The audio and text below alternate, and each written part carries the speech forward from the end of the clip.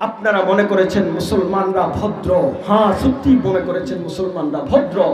আপনারা রুহামাউ বাইনাহুম দেখেছেন, আসিদ্দাউ আলাল কুফার দেখেন নাই। আমরা যখন কাফেরদের রক্তচক্ষুকে ভয় না করে তাদের চোখে চোখ রেখে কথা বলা শুরু করে দেই, পৃথিবীর সুপার পাওয়াররাও আমাদের সামনে টিকে থাকতে পারে না। ইংরেজরা যাদের সূর্য পৃথিবীর বুকে ডুবতো না, যেখানে সূর্য থাকতো ওদের ওখানে রাজত্ব ছিল। ওলামায়ে কেরামরা তাদেরকে উপমহাদেশ থেকে ভাগাইছে। ইতিহাস জানার চেষ্টা করবেন, ইতিহাস বোঝার চেষ্টা করবেন। অতএব আলেম ওলামাদের সামনে কুৎসা রটনা করবেন না, আলেম ওলামাদের বিরুদ্ধে অপপ্রচার চালাবেন না, যারা চালায় তাদের সাথে সহযোগিতা করবেন না। অধ্যকার জিনারা গ্রামবাসী ও ইসলামী সমাজ কল্যাণ পরিষদের উদ্যোগে 2 দিন ব্যাপী তাফসীরুল কোরআন মাহফিলের মুহতারাম মুআজ্জাজ সভাপতি, জাতির সেরতাজ উলামায়ে কেরাম, সামনে উপবিষ্ট আমার দিন দরদি ভাইরা, পর্দার আড়ালে আমার মা ও বোনেরা, আল্লাহ রাব্বুল আলামিনের অসংখ্য অগণিত শুকরিয়া, যিনি দয়া করে মায়া করে মহব্বত করে আমাকে আপনাকে দ্বীনি মাহফিলে উলামায়ে কেরামের মজলিসে জান্নাতের বাগানে একত্রিত হয়ে কোরআন ও হাদিসের আলোকে কিছু কথা বলার এবং শোনার তৌফিক দান করেছেন। তাই আমরা জবান খুলে অন্তর থেকে কালিমাতুশ শুকর আদায় করে আলহামদুলিল্লাহ। আশেপাশে, স্টেজের আশেপাশে যারা আওয়াজ করেন কথা বলবেন না দয়া করে। আপনারা যদি আওয়াজ করতেই হয় নিতান্ত একটু দূরে গিয়া করবেন। আর যদি মন চায় যে তাফসীরুল কোরআন মাহফিলে কিছুক্ষণ বসি, তাহলে ভিতরে এসে বসে যান। আমি কোরআনুল কারীমের 114টা সূরার ভিতরে সূরা আল মুদ্দাসসিরের কয়েকটা আয়াত আপনাদের সামনে তেলাওয়াত করেছি। আল্লাহ যদি তৌফিক দান করেন, যেহেতু তাফসীরুল কোরআন মাহফিল শিরোনাম দেওয়া হয়েছে, এই কোরআনের আয়াতগুলোকে সামনে রেখে কিছু কথা বলার চেষ্টা করব। ওয়া মা তৌফিক ইল্লা বিল্লাহ। আজকের এই সময় আমাদের মুসলমানের সংখ্যা অনেক বেশি,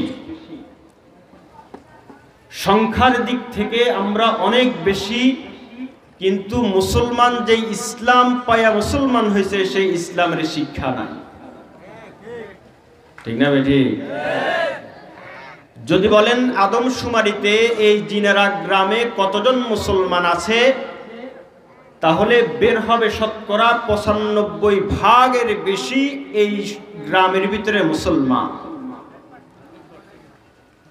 কিন্তু যদি এই গ্রামের যুবকদেরকে একত্রিত করে 100 জন যুবককে বসান, এই 100 জন যুবকের ভিতরে কয়জন যুবক কোরআন সহিষ্ণুভাবে তেলাওয়াত করতে পারে, দেখবেন 5 জনও খুঁজে পাওয়া যাবে না।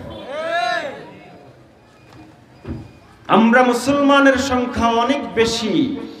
আমার যুবকটা কিভাবে গোসলের মাধ্যমে পাক হবে, ওযুর মাধ্যমে পাক হবে, গোসলের ফরজ কয়টা, ওযুর ফরজ কয়টা, মুসলমানের সন্তানরা এখন সেটাও জানে না।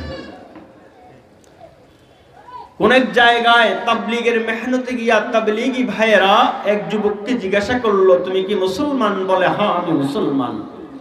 বলল যে আমাদের নবীর নামটা বলো। বলে যে আব্দুল কাদের জিলানী।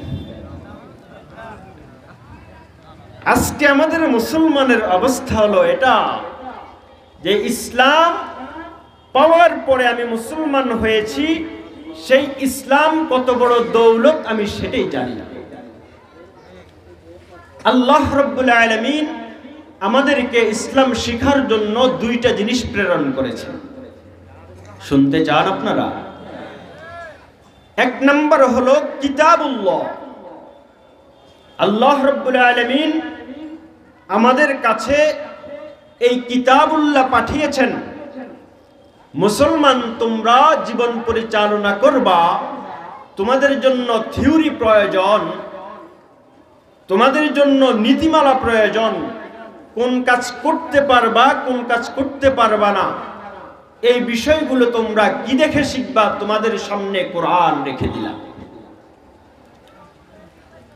এরপরে এই কোরআন বাস্তবায়ন কিভাবে করব আমাদের জীবনে, সেটার জন্য একটা নমুনা প্রয়োজন।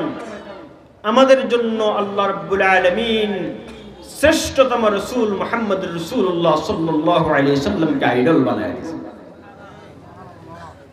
কিন্তু বর্তমান সময়ে, বর্তমান জামানায় মুসলমান এই কোরআনকে আর নিজেদের জন্য পাথেয় মনে করে না, নিজেদের জন্য জীবন বিধান মনে করে না, মুহাম্মদুর রাসূলুল্লাহকেও তাদের জীবনের আইডল মনে করে না। ওরা আদমশুমারিতে ঠিকই মুসলমান গণনা করা হয়, কিন্তু আল্লাহর দরবারে ওদের মুসলমান হিসেবে খাতায় তাদের নাম নাই, তাদের নিজেদেরও খবর না। আল্লাহর হাবিব বলেছিল এমন একটা জামানা আসবে যেই জামানায় মানুষ ঘর থেকে বের হবে মুসলমান হইয়া, কিন্তু ঘরে ফিরে আসবে কাফের হইয়া। হয়তো ঘরে ফিরে আসবে মুসলমান হইয়া, আবার সকাল বেলায় ফিরবে কাফের হইয়া। সেই জামানাটা, সেই দৌড়টা এখন আমাদের ভিতরে চলছে।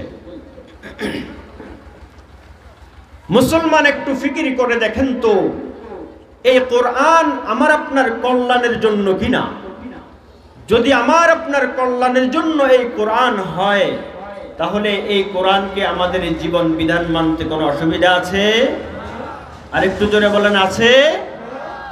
যদি মুহাম্মদুর রাসূলুল্লাহ সাল্লাল্লাহু আলাইহি ওয়াসাল্লাম আমার আপনার জন্য আইডল হয়, আল্লাহ রাব্বুল আলামিন মুহাম্মদুর রাসূলুল্লাহ সাল্লাল্লাহু আলাইহি ওয়াসাল্লামকে আমাদেরকে কিভাবে চলবো, কিভাবে আমাদের আখলাক হবে, কিভাবে আমাদের চরিত্র হবে, কিভাবে আমরা জান্নাতি মেহমান হতে পারবো, সেই বিষয়গুলা শিখিয়ে থাকেন, তাহলে মুহাম্মদুর রাসূলুল্লাহকে আইডল মানা দরকার আছে কিনা? এখনকার যুবকগুলা কাকে আইডল মানে? চুল কাটে, বলে যে কার কাটিনে কেটেছ, বলে যে মেসি স্টাইলে কেটেছি, বলে কিনা? চুল কাটে, বলে যে এমন মুরগির মতো চুল থেকে তুমি শিখছ, এই স্টাইল তুমি কোথা থেকে পেলে? বলে যে এটা আমার ফেভারিট খেলোয়াড়, আমার আইডল। আমার আইডল কার? নেইমারের আইডল। আমার আইডল রোনালদিনহোর আইডল। ও মুসলমান যুবক, ও মুসলমান যুবক, তোমাদেরকে খাস করে বলছি, আমিও তোমাদের মতো যুবক। হৃদয় থেকে কয়েকটি কথা বলতেছি, হৃদয়ের কান দিয়ে শুনো, কাজে লাগবে। তুমি যাদেরকে আইডল বানাচ্ছ, আল্লাহর কসম এরা তোমার মহা বিপদের সময় কোনো উপকারে আসবে না। আর যাকে তুমি ছেড়ে দিয়েছ, যাকে তুমি আইডল মানতে পারো নাই, যেদিন সমস্ত নবীরাও ইয়া নফসি বলবে, সেদিন সেই আইডলই তোমাদের জন্য ইয়া উম্মতি বলে ডাকবে। যাকে তোমরা আইডল বানানো ছেড়ে দিয়েছো, আজরাইল আসার পরে যখন জিবরিল বলল ইয়া রাসূলুল্লাহ, আজরাইল এসেছে, অনুমতি চায়। কি জন্য এসেছে? আল্লাহ পাক আপনার সাথে দেখা করতে চান, তার মানে আপনার হায়াতের সীমানা শেষ।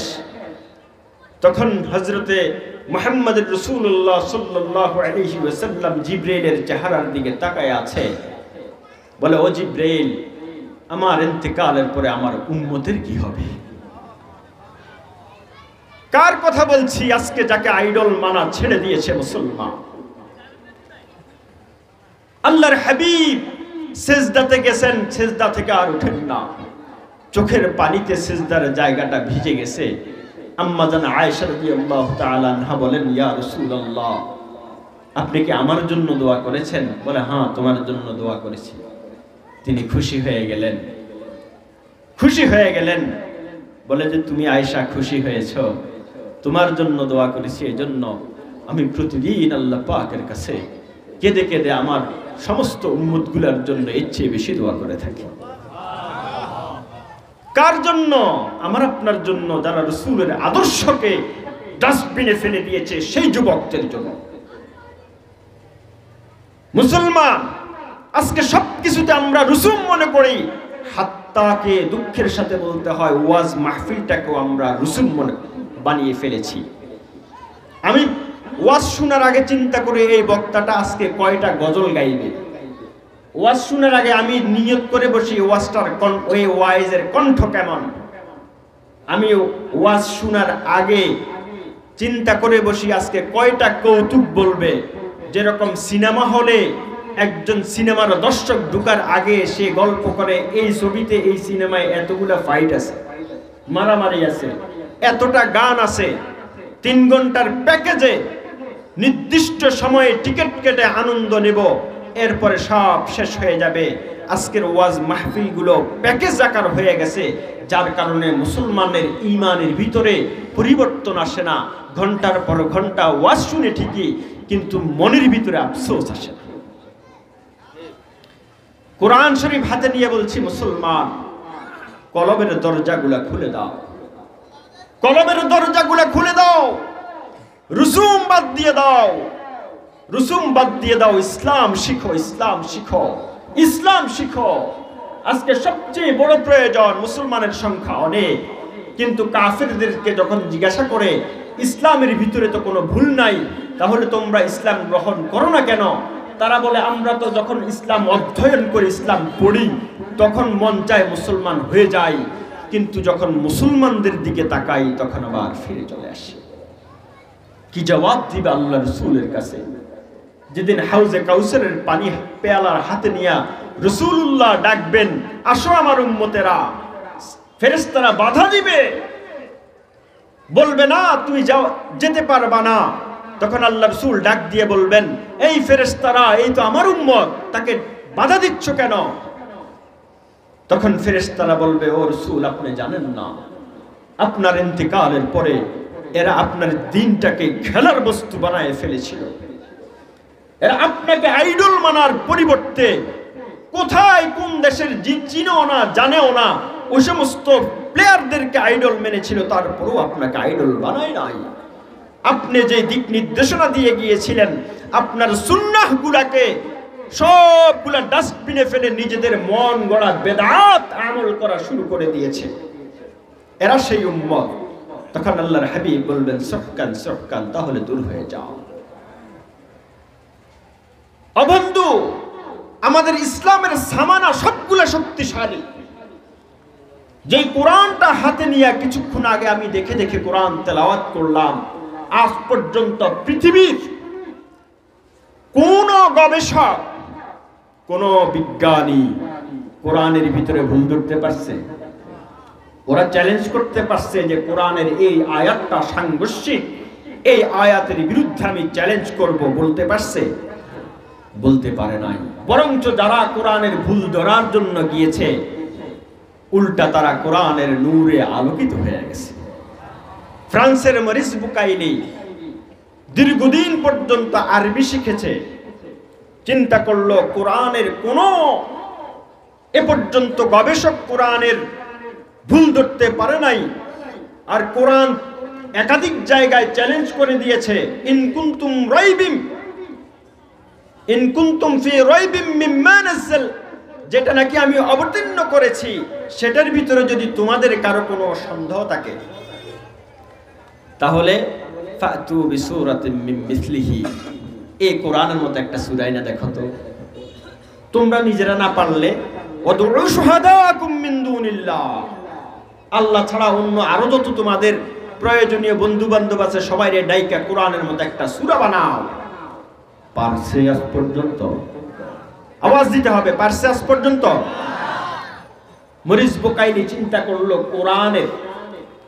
কোরআনের যেহেতু কেউ ভুল ধরতে পারে নাই, আমি কোরআনের ভুল ধরবো। ফ্রান্সের ভাষাভাষী মানুষ আরবি শিখলো দীর্ঘদিন পর্যন্ত। আরবি শিখার পরে কোরআন হাতে নিল। কোরআন হাতে নিয়ে যখন পৃষ্ঠার পর পৃষ্ঠা উল্টায়, কোরআনের অর্থ বুঝা শিখে গেছে, শব্দের মানা তার ভিতরে চলে এসেছে, কোরআনের কথাগুলো তার হৃদয়ে আঘাত করা শুরু করেছে।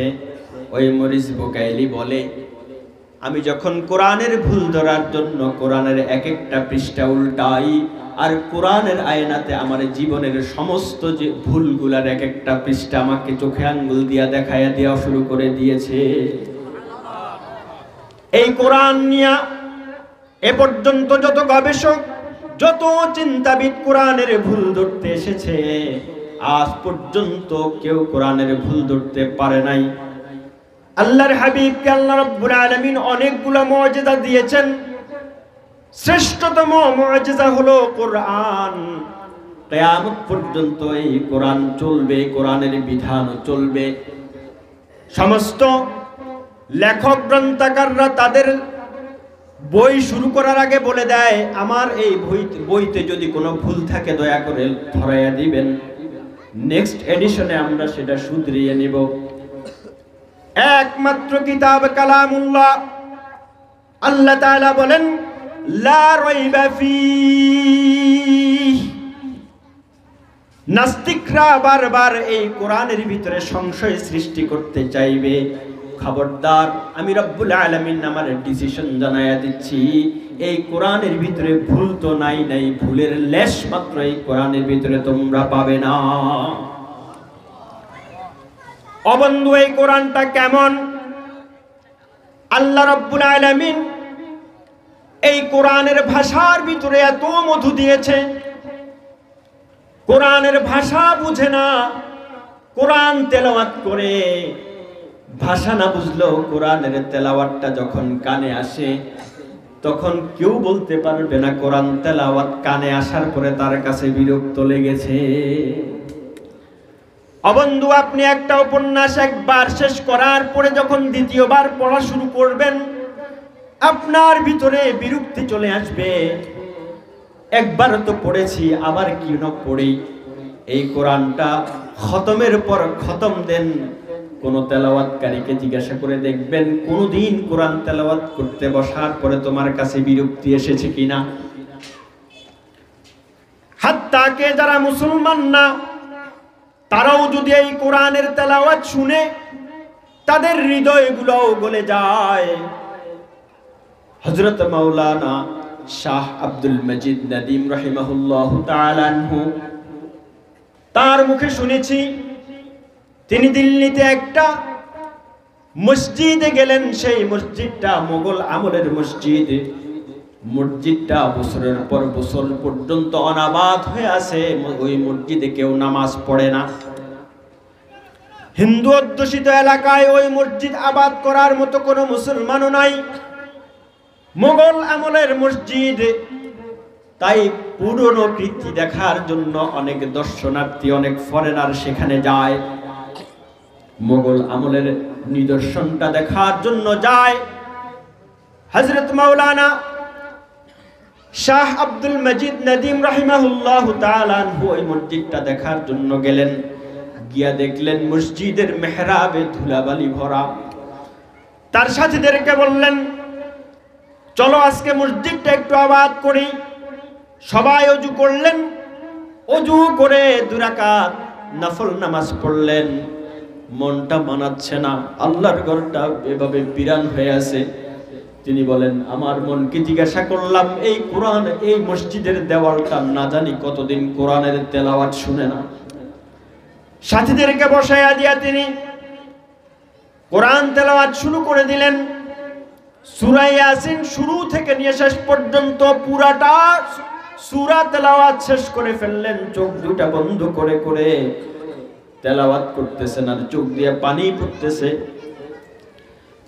সূরা শেষ করার পরে চোখ খুলে দেখলেন বিদেশি ইংরেজ ফরেনার যারা আসে তারা সবাই মসজিদের চতুর্দিক থেকে জমাট বেঁধে দাঁড়িয়ে আছেন। পরনে হাফ প্যান্ট, কৃষ্টিতে খ্রিস্টান, ধর্মে খ্রিস্টান।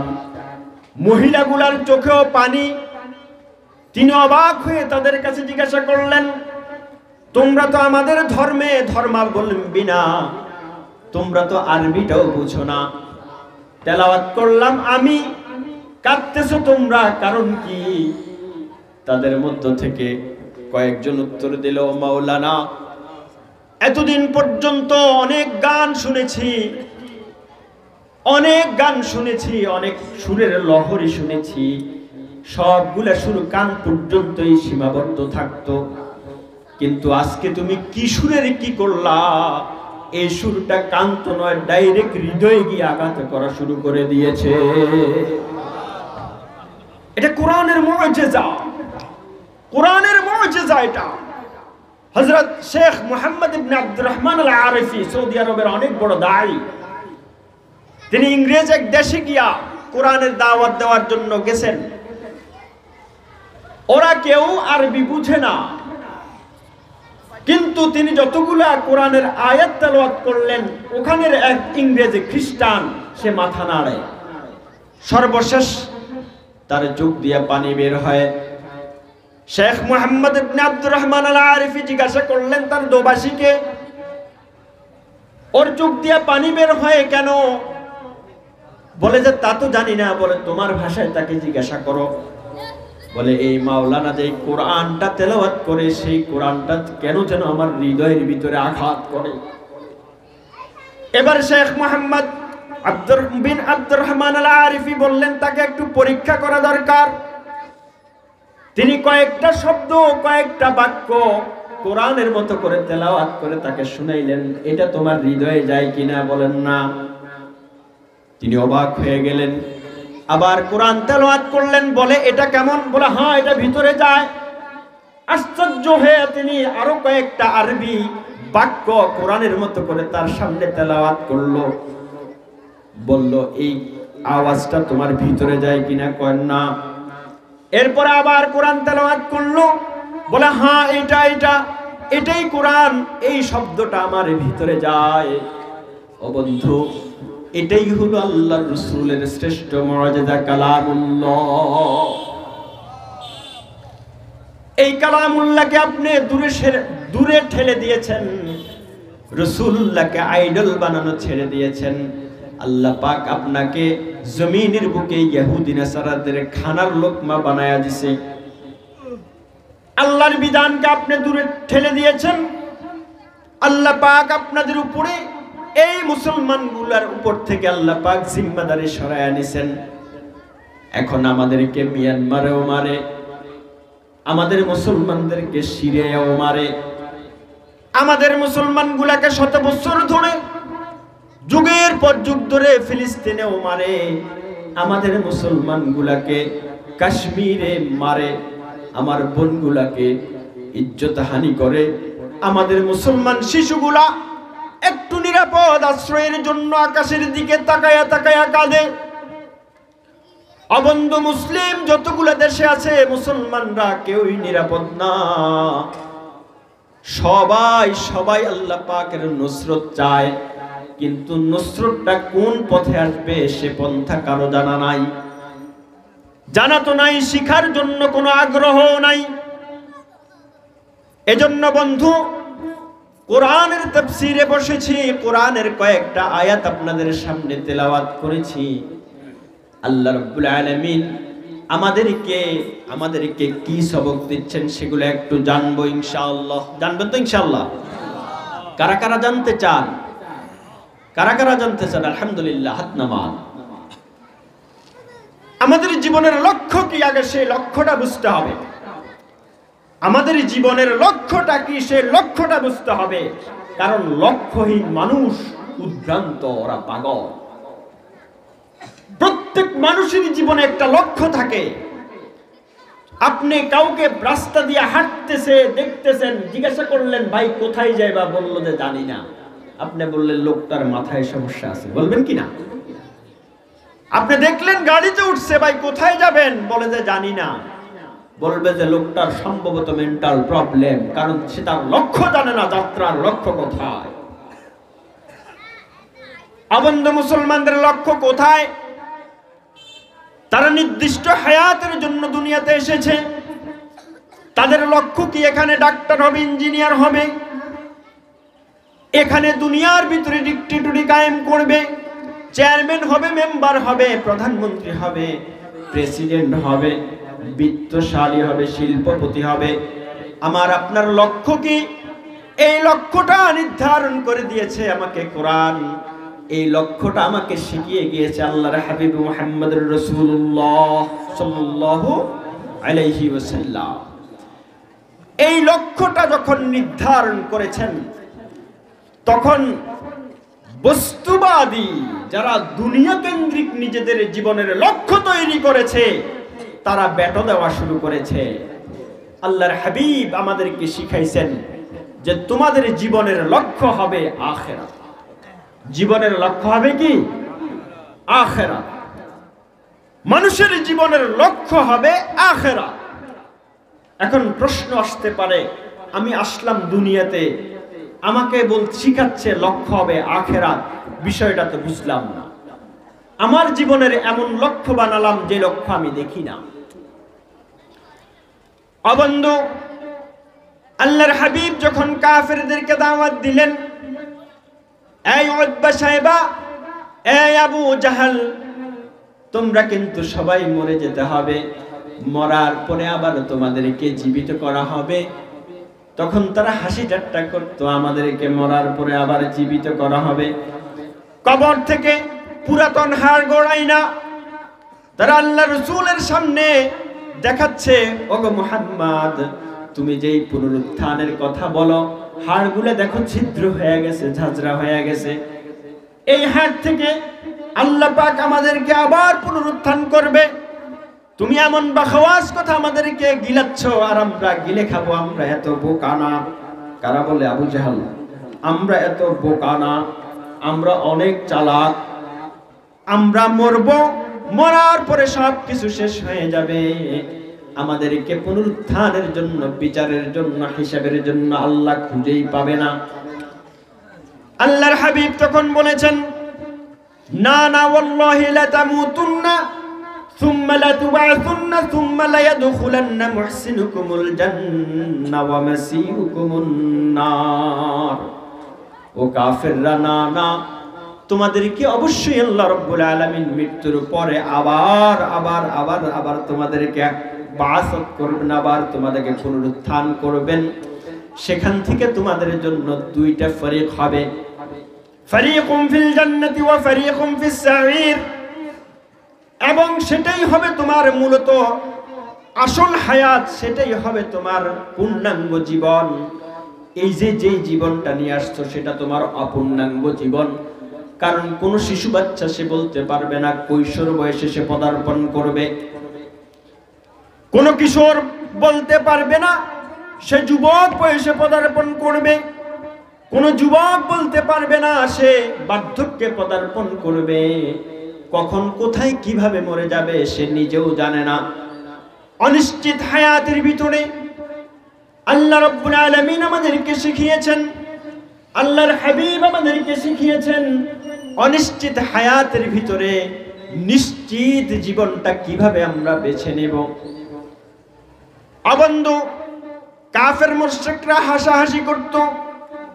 আল্লাহর হাবিব যখন কোরআন পড়ে পড়ে তাদেরকে দাওয়াত দিত, তখন তারা হাসতো, বলতো, আরে এটা তো পুরান যুগের গণকদের কথা, এটা তো আগের মুরব্বীরা বলে বলে আসছে। মুহাম্মদুর রাসূলুল্লাহ, মুহাম্মদ ইবনে আব্দুল্লাহ সেই কথাগুলো আমাদেরকে শোনায়, এটা তো আবার আশ্চর্য কিসের?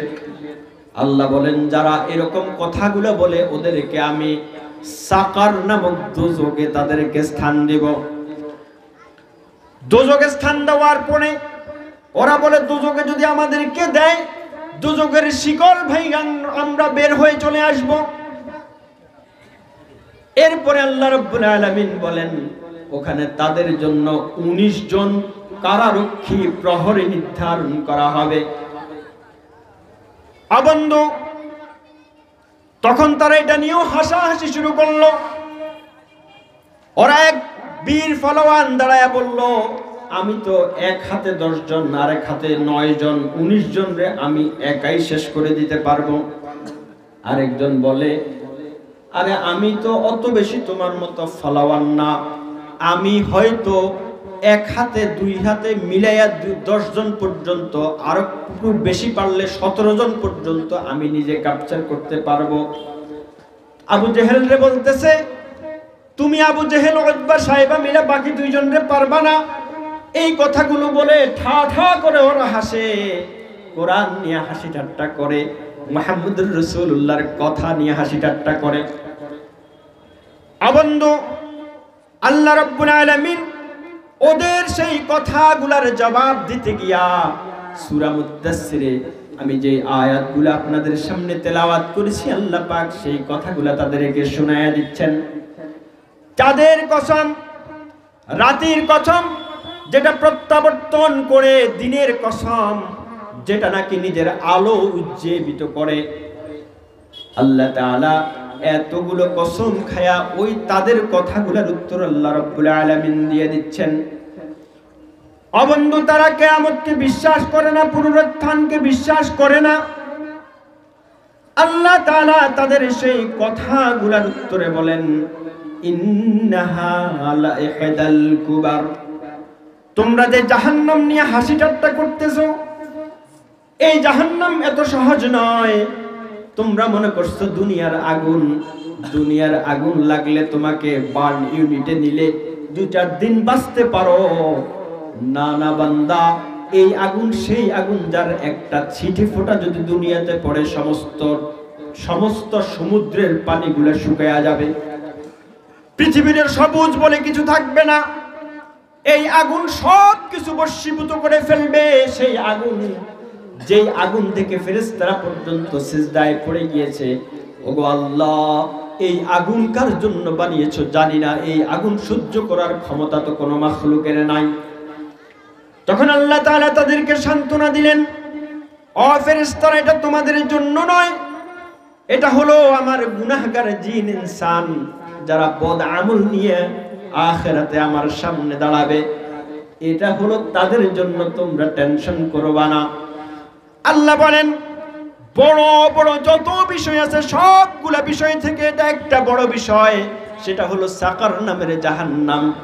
তোমরা কি এই জাহান্নামের আগুন সহ্য করতে পারবা নাকি? অবন্ধু, আল্লাহ রাব্বুল আলামিন বলেন, নাযীরুল লিল বাশার, এটা মানুষের জন্য সতর্কবাণী, এটা মানুষের জন্য সতর্কবাণী। লিমান শাআ মিনকুম আইয়াতাকাদ্দামা আও ইয়াতাআখার, এরপরেও কেউ যদি তোমরা চাও জান্নাতের দিকে আগায়া যেতে পারো, আর কেউ যদি চাও জান্নাতের পথে তোমরা আগাবে না, তখন তোমাদের রাস্তাটা অটোমেটিক জাহান্নামের পথের দিকে আগায়া যাবে। আল্লাহ তাআলা চান আল্লাহ তাআলার সমস্ত বান্দাগুলা জান্নাতের দিকে আগায়া যাক। এই কারণে আল্লাহ পাক এই কথা বলার সময় জাহান্নামের শব্দটাও তিনি উচ্চারণ করেন নাই। আল্লাহ তাআলা বলেন, লিমান শাআ মিনকুম আইয়াতাকাদ্দামা আও ইয়াতাআখার। অবন্ধু, এরপরে আমি যে আয়াতগুলো তেলাওয়াত করেছি, আল্লাহ তাআলা বলেন, ওই যে আবু জাহাল, উতবা, শায়বা, ওরা যে কিয়ামত স্বীকার করে, ওরা যে বলে পুনরুত্থান হবে না, ওদের সেই কথার জবাবে আল্লাহ তাআলা বলেন, ও মানুষ, তোমাদের জন্য তোমাদের বাড়ি আমার কাছে রেহেন। আমি রব্বুল আলামিন থেকে তোমরা তোমাদের বাড়ি নিবা, সেই বাড়িটার বদলায় আমি তোমাদেরকে হায়াত দিলাম নির্দিষ্ট একটা, তোমাদেরকে সুস্থতা দিলাম, তোমাদেরকে মাল দৌলত দিলাম, তোমাদেরকে অর্থ বৈভব দিলাম, ক্ষমতা দিলাম। এই ক্ষমতা, অর্থ বৈভব, এই হায়াত, এই আকলটা যদি ঠিকঠাক ভাবে কাটায়া আমলটা ঠিক মতো করতে পারো, তাহলে তোমার বাড়িটা পুনরুদ্ধার করতে পারবে। আর যদি সেখানে কোনো গলত করো, আল্লাহ পাকের দেওয়া আমানতগুলা খেয়ানত করো, আল্লাহ পাকের দেওয়া রেহেনগুলা যদি তোমরা অপচয় করে নষ্ট করে ফেলো, তাহলে তোমরা আল্লাহ পাকের কাছে যে বাড়িটা পাওয়ার, সেই বাড়িটা তোমরা কেউ পাবে না। অবন্ধু, সহজভাবে বুঝাই, আমরা আল্লাহ পাকের কাছে জান্নাত প্রত্যাশী। আল্লাহ রাব্বুল আলামিন আমাদেরকে হায়াত দিয়েছেন। আল্লাহ আবার বলে দিয়েছেন, ইয়া আইয়ুহাল্লাযীনা আমানু হাল আদুল্লুকুম আলা তিজারাহ তুনজিকুম মিন আযাবিন আলীম। এই মুসলমান, এই ইমানদার, কান খুলে শোনো। আল্লাহ রাব্বুল আলামিন বলেন, এই ইমানদাররা, তোমাদের কি এমন একটা ব্যবসার কথা বলবো নাকি, যেই ব্যবসাতে তোমাদের কেউ জাহান্নামের আগুন থেকে বাঁচায়া নেবে এবং তোমাদের মূল বাড়ি জান্নাতে তোমাদেরকে পৌঁছায়া দিবে। তার মানে আমাদের বাড়িটা হলো জান্নাতে। আমরা এই দুনিয়ার আমল করব, সেই দুনিয়ার আমল অনুযায়ী আল্লাহ পাক আমাদের বিচার করবেন আমরা জান্নাতে কিভাবে থাকব। এই কারণে আল্লাহ রাব্বুল আলামিন আমাদেরকে ঘোষণা করেন কুল্লু নাফসিন বিমা কাসাবাত রাহিনা ইল্লা আসহাবাল ইয়ামিন ফি জান্নাতিন ইয়াতাসাআলুন। কিয়ামতের দিন দুইটা ভাগ হবে, ডানপন্থী আর বামপন্থী। এমন মুসলমান মুমিন থাকবে যাদেরকে আল্লাহ রাব্বুল আলামিন ডান হাতে আমলনামা দিবেন। ফাআম্মা মান উতিয়া কিতাবাহু বিয়ামিনিহি। আবার এমন কিছু মুমিন মুসলমান থাকবে যাদেরকে বাম হাতে আমলনামা দিবে। ওয়া আম্মা মান উতিয়া কিতাবাহু বিশিমালিহি। যাদেরকে ডান হাতে আমলনামা দিবে তারা তো সফল কাম হয়ে যাবে। এবং ওই তাদের কথাটাই আল্লাহ রাব্বুল আলামিন বলেন ওই আসহাবে ইয়ামিনদের জন্য কোনো টেনশন নাই তাদের রেহেনের ব্যাপারে, তাদের বাড়ির ব্যাপারে। যখন জান্নাতীদেরকে জান্নাতে দেওয়ার পরে আল্লাহ রাব্বুল আলামিন এলান করে দিবেন, আমরা যেরকম এয়ারপোর্টে ঢোকার পরে মাইকে এলান হয়, বিমানে ওঠার পরে মাইকে অ্যালাউন্স হয়, সাউন্ড বক্সে অ্যালাউন্স হয়, জান্নাতীদেরকে জান্নাতে দেওয়ার পরে জাহান্নামীদেরকে জাহান্নামে দেওয়ার পরে ঘোষণা হবে ইয়া আহলাল জান্নাতি খুলুদুন বিলা মাউত। এই জান্নাতীরা তোমরা জান্নাতে চিরস্থায়ীভাবে থাকা শুরু করে দাও, তোমাদের আর কোনো মৃত্যু নাই। ইয়া আহলান নারে খুলুদুন বিলা মাউত। এই জাহান্নামীরা তোমরা জাহান্নামে থাকতে থাকো, এই জাহান্নামে তোমাদের আর মৃত্যু নাই। তখন জান্নাতীরা বলবে ওগো আল্লাহ, জাহান্নামীদেরটা ওরা তো দুনিয়াতে আমাদের সাথে একসাথেই ছিল, বিচারের মাঠেও একসাথে ছিলাম। যখনই আমলনামা ডান হাত আর বাম হাত পরিবর্তন হয়ে গেল, এরপর থেকে ওদেরকে দেখি না।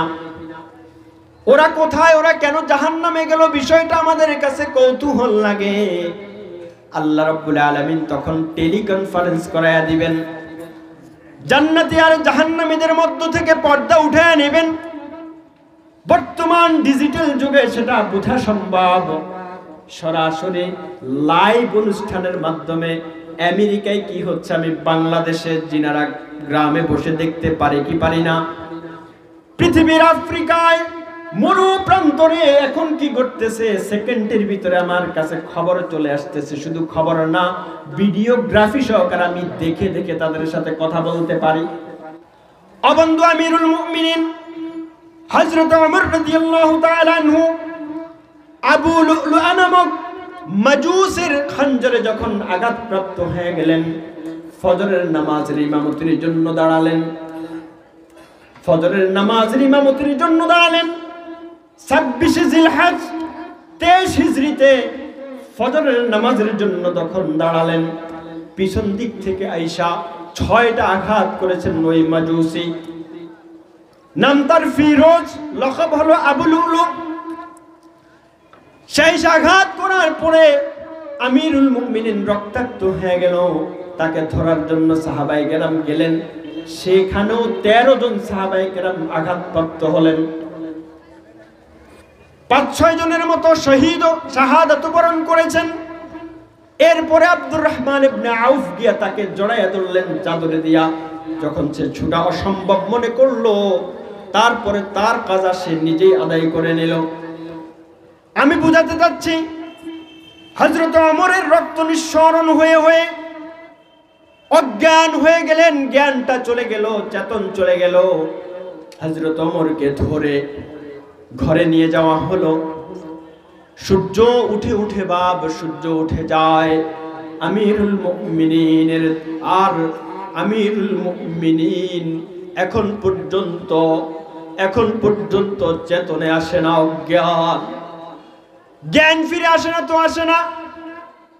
হঠাৎ করে দেখলো হযরত আব্দুল্লাহ ইবনে ওমর আব্দুল্লাহ ইবনে ওমর রাদিয়াল্লাহু তাআলা আনহু দেখলেন বাবা চোখ খুলেছে। চোখ খোলার পরে মুখ দিয়ে শব্দ বের হয় না। ওই শব্দ বের করার মতো শক্তি মুখে নাই। হযরত ওমর ইবনে আমরকে চোখ দিয়ে ইশারা দিলেন পানির পেয়ালার দিকে। ইবনে আমর চিন্তা করলেন রাদিয়াল্লাহু তাআলা আনহুমা, আমার বাবা সম্ভবত রক্ত নিঃসরণ হয়ে পানির পিপাসায় কলিজা ফেটে যায়। পেয়ালায় করে এক পেয়ালা পানি দিলেন। হযরত ওমর মাথা লড়াই ইশারা করলেন, না এই পানি চাই না। এরপর ইশারা করে দেখালেন অজুর পানি চাই, অজুর পানি। এরপরে তিনি অজুর পানি নিয়ে আসলেন। ওযু করার পরে জিজ্ঞাসা করলেন, আসাল্লান নাস, এই বাচ্চা, মানুষগুলা যেই নামাজটা শেষ করতে পারে নাই, মানুষগুলা কি সেই নামাজটা পরিপূর্ণ করছে কিনা? অবন্ধু দেখেন, মৃত্যুর শয্যায় জ্ঞান ফিরে আসার পরে সর্বপ্রথম নামাজের কথাটাই চিন্তা করলেন আমিরুল মুমিনিন, এবং জিজ্ঞাসা করলেন যে নামাজটা পড়াইতে পারলাম না, সেই নামাজটাকে ওরা পরিপূর্ণ করছে কিনা। যখন সাহাবায়ে কেরাম খবর দিলেন হ্যাঁ আমিরুল মুমিনিন তারা নামাজ পরিপূর্ণ করেছেন, তখন তিনি বললেন আলহামদুলিল্লাহ, আল্লাহ পাকের সমস্ত শুকর। এবার বলো যে আমাকে আঘাত করেছে মুসলমান ছিল না মুসলমান ছিল? মুসলমান একটু খেয়াল করে দেখো, আমার আপনার কাছে যদি আমাকে আপনাকে কেউ যদি আঘাত করত, সর্বপ্রথম জ্ঞান আসার পরে জিজ্ঞাসা করতাম আমাকে কে আঘাত করেছে, আগে তাকে খুঁজে বের করো। না, আমিরুল মুমিনিন তাকে খুঁজে নাই, আগে চিন্তা করেছেন মানুষগুলা নামাজ শেষ করেছে কিনা। এরপরে জিজ্ঞাসা করেছেন আমাকে কে হত্যা করেছে, সে মুসলিম না অমুসলিম। বন্ধু, আমি আপনি তো নামাজই পড়ি না, অথচ আব্দুল্লাহ ইবনে উম্মে মাকতুম রাদিয়াল্লাহু তাআলা আনহু আজকেও হাদিসের কিতাবে দরস দিয়ে আসছি। ও বন্ধু, আব্দুল্লাহ ইবনে উম্মে মাকতুম রাদিয়াল্লাহু তাআলা আনহু অন্ধ ছিলেন, অন্ধ সাহাবী। আল্লাহর হাবিব একদিন সাহাবায়ে কেরামকে মাসালা বুঝাচ্ছেন, দেখো তোমাদের মধ্য থেকে যাদের বাড়ি ঘর মসজিদ থেকে একটু দূরে, আসার পথে হিংস্র জীব জানোয়ার আক্রমণ করতে পারে, অথবা যারা বেশি অসুস্থ, মসজিদে আসতে গেলে তোমাদের অসুস্থতা বেড়ে যাবে, তোমরা মসজিদে না আসলেও চলবে, ঘরে নামাজ পড়বা। তখন আব্দুল্লাহ ইবনে উম্মে মাকতুম রাদিয়াল্লাহু তাআলা আনহু আল্লাহর হাবিবকে জিজ্ঞাসা করলেন, ইয়া রাসূলুল্লাহ, আমি তো অন্ধ, আমি কি ঘরে বসে এই নামাজটা আদায় করতে পারবো কিনা? আল্লাহ রাসূল বললেন হ্যাঁ পারবা। এরপরে বললেন, এই দাঁড়াও আব্দুল্লাহ, হাল সামিআতান নিদা, অন্য রিওয়ায়াত আছে হাল সামিআতা হাইয়া আলাস সালাহ হাইয়া আলাল ফালাহ, তুমি কি আযানটা কানে শুনতে পারো নাকি? আযান কানে তোমার শুনো নাকি? বলে হ্যাঁ। ক্বালা নাআম, তিনি বললেন হ্যাঁ, আযান তো শুনি। তখন আল্লাহর হাবিব বললেন, তাহলে তো লাইসা লাকা রুখসাহ, তোমার জন্য আমি রুখসত দিতে পারি না। আল্লাহর হাবিব বুঝাই দিলেন, যার কানে আযান যায় ওই লোকগুলা মসজিদে জামাতের সাথে নামাজ আদায় করা ওয়াজিব হয়ে যায়। আল্লাহর হাবিব একদিন বলেন, যে লোকগুলা আযান শোনার পরে মসজিদে আসে না, জামাতের সাথে নামাজ আদায় করে না, আমার তো মন চায় ওর ঘরগুলাকে আমি আগুন দ্বারা জ্বালায়া দেই। অবন্ধু, জামাতের সাথে নামাজ পড়ার গুরুত্ব যেখানে ইসলাম দিয়েছে, সেখানে আমি মুসলমান হইয়া নামাজই পড়ি না, আবার দোয়া করি আল্লাহ ফিলিস্তিনে মুসলমান করে কেন মারে, তুমি কি আমগরে সাহায্য করবা না? বলে কি বলে না? মুসলমানদের কাইফিয়ত গুলো আগে দেখেন। তুমি তো ইসলামটাকে হাসির তামাশার বস্তু বানায় রাখছো, তোমার প্রতি মদদ আসবে আল্লাহ পাকের কিভাবে আসবে? তোমার প্রতি কিভাবে মদদ আসবে? তোমার ঈমানটা পরিপূর্ণ করবা, আল্লাহ পাক তোমার জন্য মদদ কিভাবে দিবেন তুমি কল্পনাও করতে পারবা না। 313 জন সাহাবী নিয়া আল্লাহর হাবিব ময়দানে বদরে উপনীত, মাত্র 313 জন, 2টা ঘোড়া, অল্প কয়েকটা ওট, অস্ত্র শস্ত্র নাই। কোথায় গেলেন? সশস্ত্র হাজার সৈনিকের বিরুদ্ধে দাঁড়ালেন যুদ্ধ করার জন্য। আল্লাহর হাবিব আল্লাহ পাকের কাছে দোয়া করলেন, ওগো আল্লাহ, আমার রিজাল যেগুলো তৈরি করছি তোমার সামনে হাজির করে ফেলেছি, এরা যদি মরে যায় কাফেরদের হাতে কিয়ামত পর্যন্ত তোমার দিন কে নিবে? আল্লাহ পাক তার নুসরত দেখাইছে কি দেখায় নাই? দেখাইছে কি দেখায় নাই? ওই নুসরতের ফেরেশতাগুলো এখনো আছে কিনা? ওই নুসরতকারী আল্লাহ পাক এখনো আছে কিনা? সবই আছে, কিন্তু আমার আপনার ঈমান তাদের ঈমানের মতো নাই। এই কারণেই আমাদের নুসরতটা আসে না, এই কারণেই আমাদের নুসরত আসে না। নামে মুসলমান হয়ে কোনো লাভ হবে না। ও মুসলমান, কাজে মুসলমান হও। বেনামাজি তুমি আবার আল্লাহ পাকের নুসরতের জন্য বসে থাকো। আল্লাহ পাক যে তোমাকে সুস্থ রাখতে, এই জন্যই তো শুকরিয়া আদায় করা দরকার। অবন্ধু, ঈমানের পরে সর্বপ্রথম দায়িত্ব যেটা ছিল নামাজ। আল্লাহ তাআলা এই কোরআনে কারীমের ভিতরে সূরা মুদ্দাসসিরের ভিতরে জাহান্নামীদের জাহান্নামে যাওয়ার কারণগুলো আমাদেরকে বলে বলে শোনাচ্ছেন। এজন্য ও মুসলমানরা যারা জীবিত আছো, যারা এই তাফসীরুল কোরআন মাহফিলে এসেছো তাফসীর শোনার জন্য, এখান থেকে শুনে শুনে তোমরা শিক্ষা গ্রহণ করো। তোমরাও কিন্তু এরকম বেনামাজি থাইকো না, যার কারণে সাকারে তোমাদেরকে যেতে হয়। আজকে থেকে দৃঢ় সংকল্প করো যুবক, আজকে থেকে দৃঢ় সংকল্প করো। ও বৃদ্ধ বাবারা, ও কিশোররা, 10 বছর বয়স থেকে আল্লাহর হাবিব মারার জন্য অর্ডার দিছে বাচ্চাদেরকে নামাজের জন্য। সেই নামাজ আজকে সবচেয়ে বেশি অবহেলিত। অতএব নামাজটা সবাই ধরো। জাহান্নামীদের জাহান্নামে যাওয়ার প্রথম কারণটাই আল্লাহ পাক সেটা আমাদেরকে শুনায় দিচ্ছেন। দ্বিতীয় যেটা হবে, ওয়ালাম নাকুনু তুইমুল মিসকিন। আমাদের সমাজে, আমাদের বাড়ির পাশে, আমাদের গ্রামের পাশে অসহায় মানুষ ছিল, আমরা তাদেরকে খাওয়াতাম না, আমরা তাদেরকে খাওয়াতাম না। মুফাসসিরিনে কেরাম বলেন, জাহান্নামীদেরকে জাহান্নামে যাওয়ার কারণ আল্লাহ পাক প্রথমে বললেন নামাজ, এরপরে বললেন যাকাত।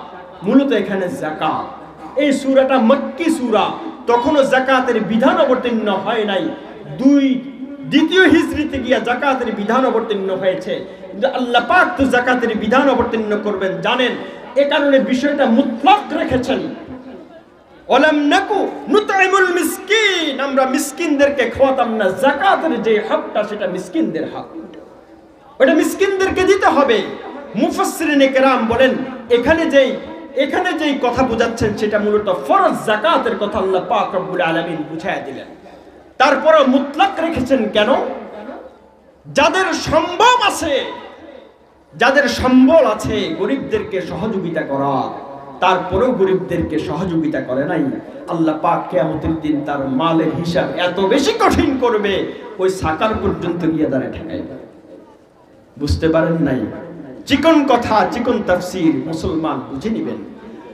মুফাসসিরিনে কেরাম বলেন, আল্লাহ রাব্বুল আলামিন শুরুতে যেই গুনাহের কথা বললেন, যেই অপরাধের কথা বললেন, লাম নাকু মিনাল মুসাল্লিন, আমরা মুসল্লি ছিলাম না, এটা বলে বান্দার যত বাদনী ইবাদত আছে সব বাদনী ইবাদতগুলো একসাথে নিয়ে আসছেন।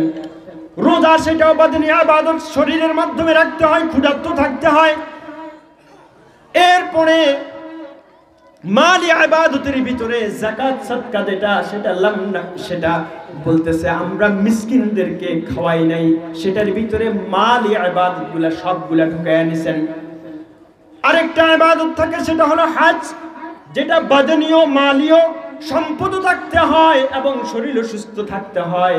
দুটোটার সমন্বয় হয়ে গেলে সেটা অটোমেটিক চলে আসে। এই দুইটা কারণ বলে আল্লাহ রাব্বুল আলামিন বুঝাইয়া দিলেন, ঈমানের পরে যারা নামাজ পড়বে না, যারা রোজা রাখবে না, যারা যাকাত দিবে না, যারা হজ করবে না, ফরজ হওয়ার পরেও কেউ হজ করবে না, ফরজ হওয়ার পরেও যদি কেউ যাকাত না দেয়, ফরজ হওয়ার পরেও কেউ যদি রোজা না রাখে, ফরজ হওয়ার পরেও কেউ যদি নামাজ না পড়ে, এই সবগুলো ইবাদতকে যদি কেউ না করে, সেটা হবে জাহান্নামে সাকারে যাওয়ার কারণ। ও মুসলমান, কান খুলে শুনেন, ইবাদতের কথা শেষ করার পরে আল্লাহ তাআলা গুরুত্বপূর্ণ একটা কথা আমাদেরকে শুনায় দিচ্ছেন। জাহান্নামীরা জাহান্নামে যাওয়ার সেটা হলো আখলাকি কারণ, সেটা হলো আখলাকি কারণ। ইবাদত তো তাদের নাই, ওদের আখলাকও ঠিক ছিল না, ওদের আখলাকটা কেমন ছিল? তখন তারা আফসোস করে বলবে ওয়া কুন্না নাখুযু মাআল খাইদিন। এই মুসলমান কান খুলে শুনেন, বর্তমান জমানায় খুব বেশি হচ্ছে।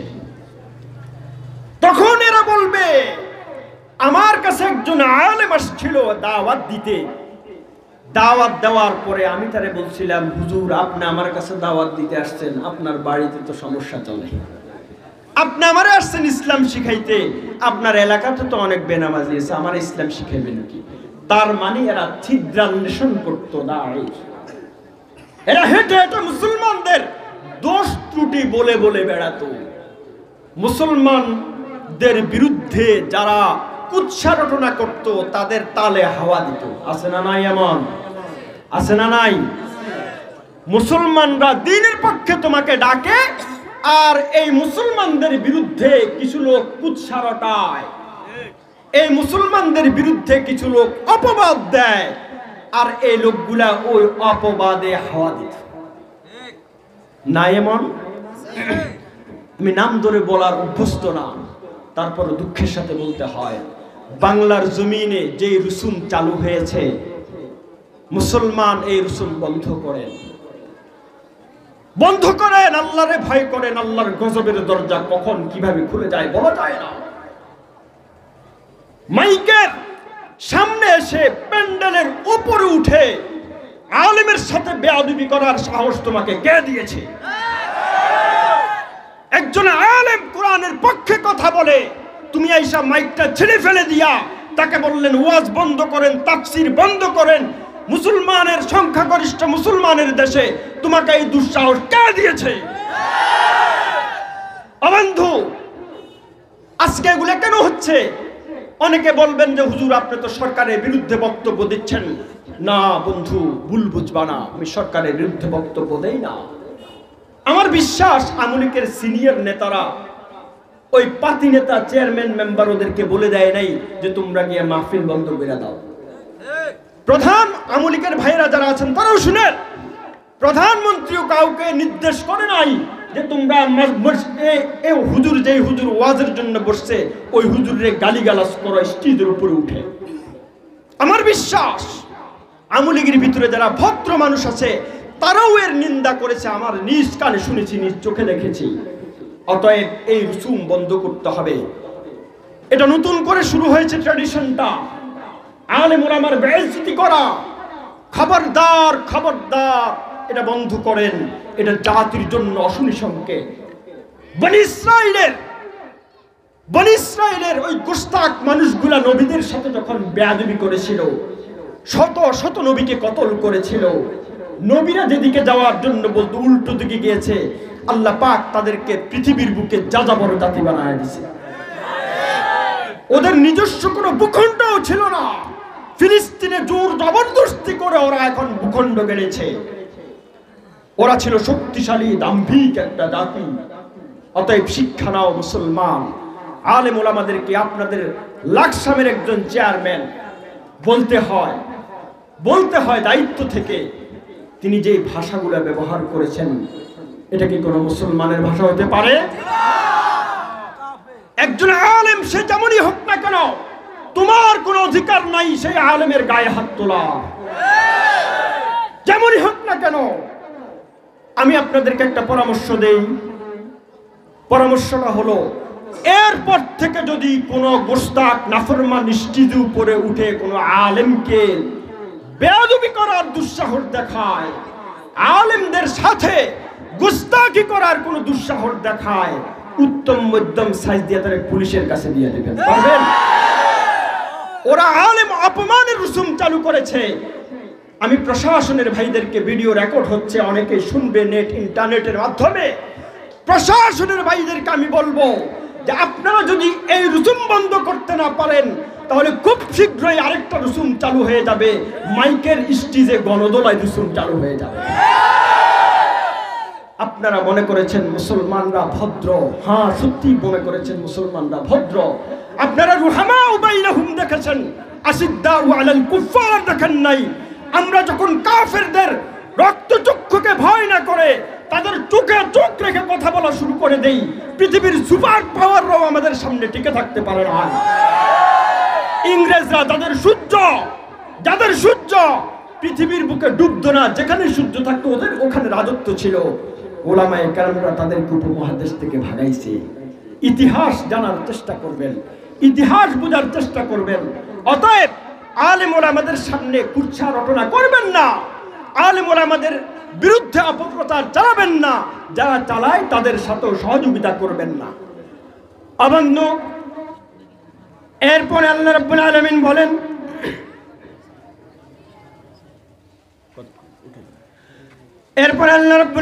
বলেন, ওই জাহান্নামীরা জাহান্নামে যাওয়ার চতুর্থ কারণ বলবেন, ওয়া কুন্না নুকাযযিবু বিয়াউমিদ্দিন, আমরা কিয়ামতের দিনকে বিশ্বাস করতাম না, হাত্তা আতানাল ইয়াকিন, এই অবিশ্বাসী থাকা অবস্থায় আমাদের কাছে মৃত্যু চলে এসেছে, এজন্যই আমরা জাহান্নামী হয়েছি। আচ্ছা, আমি জিজ্ঞাসা করি, এই চারটা গুণের কারণে আমরা জানলাম আল্লাহ পাক কোরআনে বলেছে, এটাতে ভুলেছে? একটা শব্দ ভুলেছে, একটা আয়াত ভুলেছে। তাহলে জাহান্নামীরা জাহান্নামে যাওয়ার জন্য যে চারটা কারণ বলেছে, নিঃসন্দেহে সেটা সত্য, ঠিক কিনা বেঠে? তাহলে আমরা নামাজ কায়েম করব, মিসকিনদেরকে সহযোগিতা করব, যাকাত আদায় করব, সমস্ত বিধানগুলা পালন করব। আর খবরদার ছিদ্রান্বেষণ করব না ওলামাদের, কোরআনে ছিদ্রান্বেষণ করব না, কোরআন ওয়ালাদেরও ছিদ্রান্বেষণ করব না, তাদের পিছনে কুৎসা রটনাতে অন্যদেরকে হাওয়া দিব না। এবং সর্বশেষ কিয়ামতের দিনকে বিশ্বাস করবেন না, আপনার আমল আলোকিত হয়ে যাবে। আপনাদের প্রধান বক্তা সম্ভবত চলে এসেছেন। আল্লাহ রাব্বুল আলামিন আমাদের সবাইকে তৌফিক দান করুক এবং আখিরাতের উপরে বিশ্বাস রেখে সমস্ত আমলগুলা ঈমান এবং ইয়াকিনের সাথে করে আখিরাতে আল্লাহ রাব্বুল আলামিন আমাদেরকে সাকার, জাহান্নাম, হুতামা, হাবিয়া, লাযা, জাহিম থেকে হেফাজত করে আল্লাহ পাক আমাদের সবাইকে জান্নাতুল ফিরদাউস নসিব করে দেয়। বলেন আমিন। ওয়া মা আলাইনা ইল্লাল বালাগ। আসসালামু আলাইকুম ওয়া রাহমাতুল্লাহি।